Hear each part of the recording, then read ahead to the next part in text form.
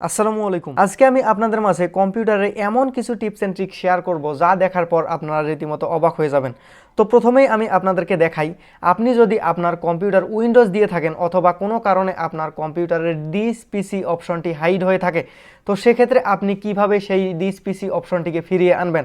তো সেটি দেখানোর জন্য আমি প্রথমেই আমার কম্পিউটারে যেহেতু দিস পিসি অপশনটি আছে, সেক্ষেত্রে আমি প্রথমেই আপনাদেরকে এটিকে ডিলিট করে দেখাই। তো এটিকে ডিলিট করার জন্য আমি ড্র্যাগ করে এনে রিসাইকেল বিনে ছেড়ে দিলাম এবং দেখতেই পাচ্ছেন যে আমার ডেস্কটপে কোনো দিস পিসি অপশন নাই। তো এখন আমি এটিকে কিভাবে নিয়ে আসব। তো এটিকে নিয়ে আসার জন্য প্রথমে আপনাকে আপনার মাউসের রাইট বাটনে ক্লিক করতে হবে এবং নিচের দিকে দেখতে পারবেন যে পার্সোনালাইজ, এইটাতে ক্লিক করতে হবে। ক্লিক করার পর লেফট সাইডে দেখতে পারবেন যে থিমস, তো থিমসে ক্লিক করবেন। ক্লিক করার পর এখানে আবার রাইট সাইডে দেখবেন যে ডেস্কটপ আইকন সেটিং, এইটাতে ক্লিক করে দিবেন। ক্লিক করার পর এখানে আবার লেফট সাইডে দেখবেন যে কম্পিউটার মূলত হচ্ছে আপনাদের দিস পিসি। তো আরও যদি আপনার কম্পিউটারে কোনো অপশন হাইড হয়ে থাকে, যেমন রিসাইকেল বিন, নেটওয়ার্ক এবং আপনার ইউজারের যে নামটা সেটা এবং আপনার যা যা কিছু প্রয়োজন, এখানে টিক মার্ক দিয়ে দিবেন।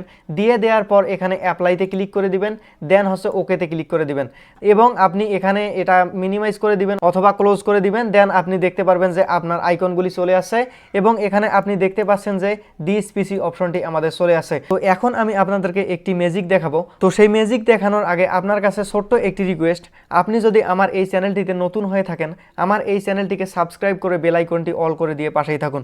তো ম্যাজিকটা হচ্ছে, ধরুন আপনার কম্পিউটার আপনি ছাড়া অন্য কেউ ব্যবহার করে এবং আপনার কম্পিউটারে এমন কিছু আছে আপনি তাকে দেখাইতে চাইতেছেন না। তো সেক্ষেত্রে আপনি কিভাবে কি করবেন, তো চলুন দেখে নেওয়া যাক সেই প্রসেসটা কি। তো আমি এখানে একটি ফোল্ডার ক্রিয়েট করে নিব। রাইট বাটনে ক্লিক করলাম, ক্লিক করার পর এখানে নিউয়ে ক্লিক করলাম এবং ফোল্ডার সিলেক্ট করে দিলাম এবং আমি এই ফোল্ডারের নাম দিব দিস পিসি। দেখতেই পাচ্ছেন আমি এই ফোল্ডারের নামটি দিয়ে দিলাম দিস পিসি।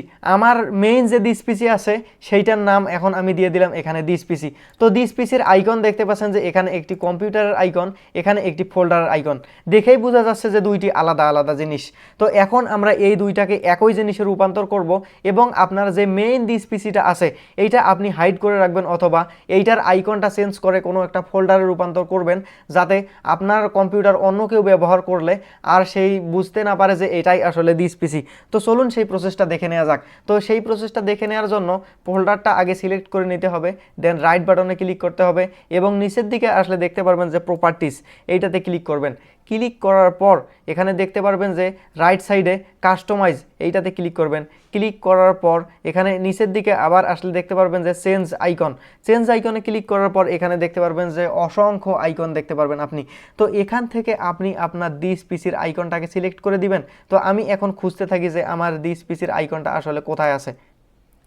তো দেখতেই পাচ্ছেন যে আমি আমার দিস পিসির আইকনটাকে খুঁজে পেয়েছি এবং আপনাকে এই আইকনটাকে সিলেক্ট করে দিতে হবে, দেন এখানে ওকেতে ক্লিক করবেন।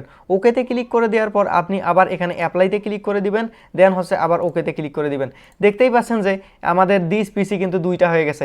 একটার ভিতরে আমার সমস্ত কিছু হার্ড ডিস্ক অথবা আমার সমস্ত ডকুমেন্ট, আর একটার ভিতরে আমার এখানে কিছুই নাই। এখন আপনি কি করবেন, এখন আপনি আপনার কম্পিউটারের যে মেইন দিস পিসি অপশনটি আছে সেইটাকে হাইড করে রাখতে পারেন এবং আপনি যে ফোল্ডারটা ক্রিয়েট করলেন এইটাতে আপনি কোনো ডকুমেন্ট রেখে আপনি আবার এই যে ফোল্ডারটা আছে এইটা এখানে রেখে দিলেন। এখন আপনার কম্পিউটার যে কেউ ব্যবহার করুক না কেন, এখানে দিস পিসিতে আসবে, দেখতে পারবে যে কিছুই নাই অথবা কিছু ডকুমেন্ট আপনি এখানে রেখে দিতে পারেন। তো এই হচ্ছে আজকের ম্যাজিক। তো ভিডিওটি যদি ভালো লেগে থাকে ভিডিওটিতে লাইক, কমেন্ট, শেয়ার করতে ভুলবেন না এবং আমার এমন নিত্য নতুন ভিডিওগুলি পেতে চ্যানেলটিকে সাবস্ক্রাইব করে বেল আইকনটি অল করে দিন। সকলেই ভালো থাকবেন। আল্লাহ হাফেজ।